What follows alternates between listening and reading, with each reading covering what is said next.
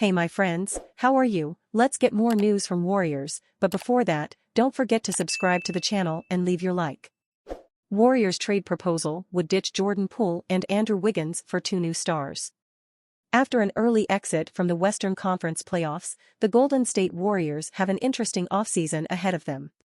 For 2 seasons, they've ridden the line of competing for a title while still developing the team's next core of younger players, but they may not be able to do both anymore.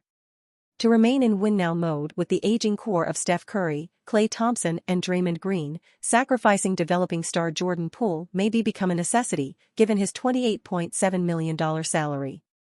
The Warriors already will have $122.6 million tied up in Curry, Thompson and Green.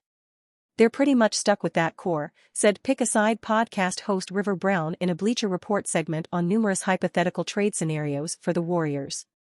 In most of them, generated by viewers in Brown's chat, Poole would be the centerpiece. In one, the Warriors would send Poole, Andrew Wiggins, the team's 5th highest paid player, at $24.3 million next year, and Jonathan Kuminga to the Toronto Raptors for Pascal Siakam and OG Anunoby.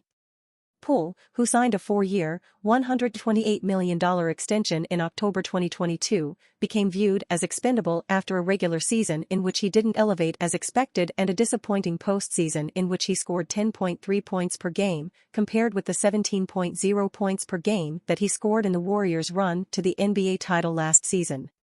Maybe it might be time this offseason for both teams to part ways, Anscape's Mark J. Spear said May 9th on KNBR's Papa and Lund podcast.